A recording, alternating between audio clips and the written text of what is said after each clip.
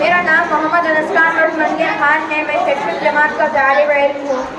صدر مجلس محترم، مہمان خصوصی، مہمان اعزازی، دانشمند حضرات اور معزز سامعین، مجھے اس بات کی خوشی ہے کہ مجھے آج کے ثقافتی پروگرام میں اپنی تقریر کو پیش کرنے کا موقع ملا. میرے تقریر کا موضوع ہے آزادی میں مسلمانوں کا کردار. جو دنیا کو سنائی دے اسے کہتے ہیں خاموشی، جو دنیا کو سنائی دے اسے کہتے ہیں خاموشی، جو آنکھوں میں دکھائی دے اسے خفاش کہتے ہیں. ہم اپنی جان کے دشمن کو اپنی جان کہتے ہیں، ہم اپنی جان کے دشمن کو اپنی جان کہتے ہیں. محبت کی اسی مٹی کو مل کے ہندوستان کہتے ہیں. معزز سامعین، 15 اگست ایک ایسا دن نہیں ہے جو صرف تاریخ کا موقع بن کے رہ گیا ہو، بلکہ یہ ایک ایسا دن ہے جو ہمارے آباء و اجداد کے بہتے لہو، ٹوٹتی ہڈیوں، تپتے سورج میں ننگے پاؤں اور ماں کی گود سے جدا ہوئے بیٹوں کی داستان ہے.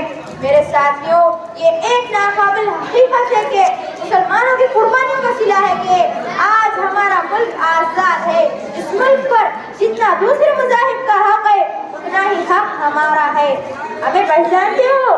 ہم کو ہندوستان کہتے ہیں. ہمیں پہچانتے ہو؟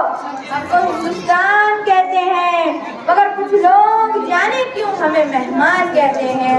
معزز سامعین، ہندوستان کی آزادی کے خلاف جہاں برادران وطن نے قربانیاں دی، وہی مسلمان نے بھی تن من اور دھن کی بازی لگا دی. نواب سراج الدولہ، میر قاسم شاہ اور نواب شجاع الدولہ اور شیر محسود ٹیپو سلطان نے ایک کے بعد ایک انگریزی طاقتوں کا مقابلہ کیا.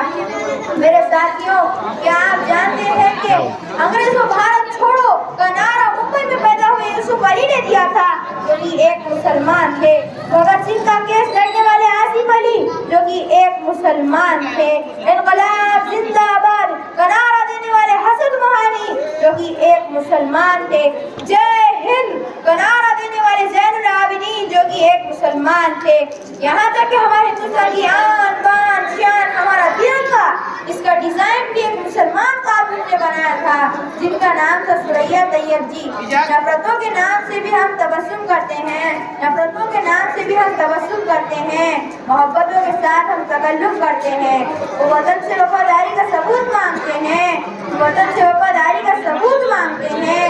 ہم تو وطن کی خاک سے بھی تیمم کرتے ہیں. معزز سامعین، ہندوستان کی آزادی کے لیے شاملی کے میدان پر علماء دیوبند نے اپنی جانوں کی قربانیاں دی. ہندوستان کی آزادی کے لیے 1857 میں 51,000 مسلمانوں کو شہید کر دیا گیا. ہندوستان کو طویل جدوجہد کے بعد آزادی کی نعمت حاصل ہوئی. اس کے لیے مسلمانوں نے زبردست قربانیوں کا نذرانہ پیش کیا. جان و مال کی قربانی